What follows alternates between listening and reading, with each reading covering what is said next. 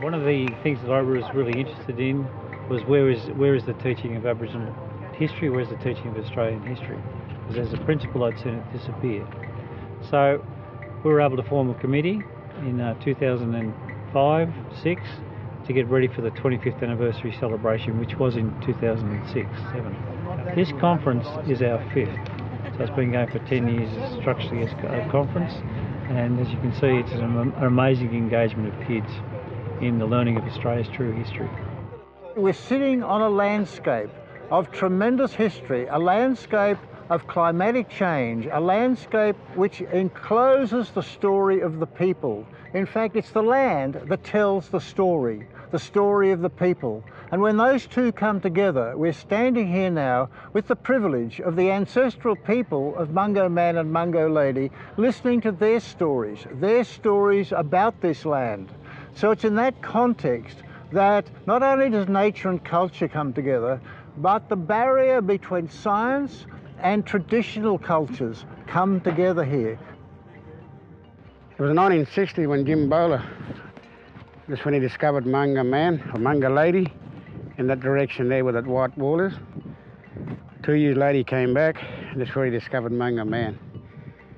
Mungo Lady, she was cremated around about 42 to 45,000 years ago. And 2 years later he came back in that area. He found the top part of the skull sticking out of the soil. That's where he discovered Mungo Man.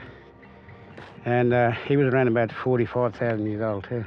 For me, living in southeast Victoria, I'm not really exposed to a lot of Indigenous culture. And so I think that this really interested me because I really wanted to be able to learn, to be able to immerse myself kind of in something that I should really know about, but I'm just not really given a lot of the opportunities to where I come from. And this culture that they left on the ground, our old people left on the ground for us, is to share with the wider communities and the world, to just show how clever our people were in looking after a landscape that they used to nurture and survive off. I love that we are bringing kids in from all over the country. So we've got the city kids coming in, we've got the local country kids coming in, we've got Indigenous, we've got non-Indigenous, and we've got so much cross-cultural interactions happening. And for me, I find that really special. I love that we're giving all of these children experiences that they wouldn't have otherwise in a very special place, special part of Australia, special part of the world.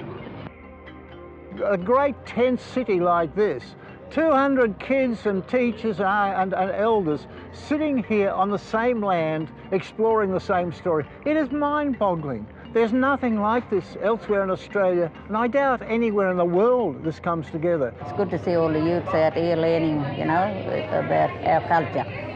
All the kids from different schools and nationalities, and, we've got to be all, there's no place for racism or anything here. We're one big happy family. It's that connection, back with land for Indigenous people, I think is really important. Bringing pride back to community is always super important, and I think things like this definitely do. The stories that they've got, they're beautiful, and that's what's keeping our culture alive, because obviously they're not going to be around forever. So if they pass the stories on to these kids, hopefully then they can take those away to their kids and then their grandkids, and I think that's the best way that we're going to keep our culture alive. It's about culture, but it's about young people understanding who they are and how to follow the right journey. And that journey is about doing the right thing, becoming the best person they can. Now we are walking together, the two cultures, walking across these sand dunes, arm in arm together. It's the bridging of those cultures, which is the magic story for all Australians.